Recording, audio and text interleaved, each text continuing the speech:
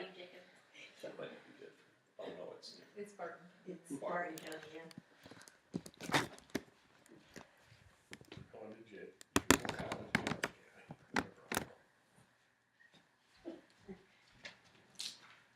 College. Pulling all-nighters in college isn't out of the ordinary for most college students. When students have major projects due or finals coming up, college students believe that they need to stay up all night and memorize all the required information to be able to get that one letter grade higher. But pulling an all-nighter is hard to do without the help of coffee, soda, and energy drinks, which all contain large amounts of caffeine. The caffeine found in these drinks help give college students the boost that they need to stay up all night and get work done. The problem that these students run into when drinking these things is they don't realize the harmful effects that the caffeine in these products have on their body. Students don't realize that drinking caffeine comes with negative effects on your body, harmful side effects, and can do major harm to your brain and heart. I feel that it is important to share with college students who drink large amounts of caffeine regularly the important risks and side effects of drinking caffeine. Although drinking caffeine gives you a short burst of energy to accomplish tasks, at the same time you are putting harmful substances into your body that have many negative effects. According to Udell.com, drinking caffeine on a regular basis can cause a person to have problems with pregnancy, cause withdrawal, and can be a gateway to other substances. Drinking caffeine can cause a woman to experience problems during labor and can also cause fetal growth restrictions during pregnancy. Trying to stop drinking caffeine when your body is so used to drinking so much on a daily basis has harmful effects too. People that are trying to stop drinking so much caffeine tend to have horrible headaches, aching bones and joints, and also have difficulty sleeping. I personally stopped drinking any sort of caffeine for almost 6 months about a year ago. At the beginning, it was extremely hard. I experienced horrible headaches and felt like I had no energy or motivation to get anything done. And after about 2 to 3 weeks of experiencing these withdrawal symptoms, I finally was able to feel good without drinking any sort of caffeine. But, like most people, after about 6 months of drinking no caffeine, I fell back into the habit of drinking caffeine every once in a while.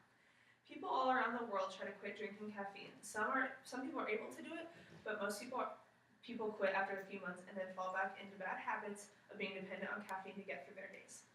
People become so reliant on caffeine that it has been found to be a gateway to other harmful substances such as nicotine and alcohol.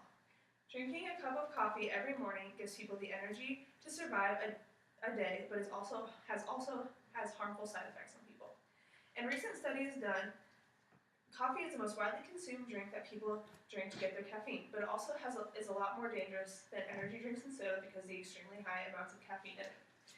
According to caffeineinfo.com, 73% of people use coffee as their caffeine source in the morning, 15% use Red Bull or other energy drinks, and 12% use diet sodas or other sodas. Drinking large amount of caffeine in a short period of time causes anxiety, restless sleep patterns, and can also cause a person to have insomnia. Drinking caffeine can also cause problems with certain medications. According to AARP.org, drinking large amounts of caffeine while taking thyroid medication or psychiatric or depressant drugs can cause the drug to have no effect on the body that they are supposed to have, which can lead to higher doses of the drug and create more problems than necessary. Caffeine can also lead to painful stomach problems and acid reflux disease. All these problems can be avoided just by decreasing the amount of caffeine our body takes in on a daily basis. Even though people believe that drinking caffeine is the best way to get the most energy, that is actually not true. According to a recent study, caffeine is third on the list behind vitamin B12 and vitamin B6 by almost 10%. People could be getting 10% more energy just by taking a healthy vitamin instead of putting caffeine in their body and experiencing risks of doing that. Finally, the last and most important effect that caffeine has on the body that people should know about is the effect that it has on the human brain and heart. According to Livestrong.com, caffeine has the ability to affect the brain because of a chemical structure similar to adenosine, a natural brain chemical. Adenosine is a chemical in your brain that attaches to your brain cells and causes you to be tired. As you can tell from this picture, caffeine connects to the brain cells and blocking the adenosine, so it causes you to not be tired. Because of this caffeine that your body consumes, it gives you energy for a few hours, but in the end causes you to feel more fatigued later, and over time causes you to have more brain problems. Caffeine also has serious effect on the heart. Caffeine can cause a short but dramatic increase in your blood pressure, even if you don't have high blood pressure. According to MayoClinic.org, caffeine can block the hormone that helps keep your arteries widened, which causes the increase in blood pressure. Caffeine also raises fatty acid levels in the blood, increases your risk for diabetes and cardiovascular disease, and it causes the blood vessels in your brain to constrict and the blood flow to be reduced. Caffeine is one of the most widely used drugs in the world. People that drink caffeine on a regular basis don't think of it as a drug when in reality it is. Caffeine provides negative effects to the body, harmful side effects, and can even do harmful damage to your brain and heart. With so many college students drinking caffeine regularly, I think that it is important that they know and understand the risks of caffeine.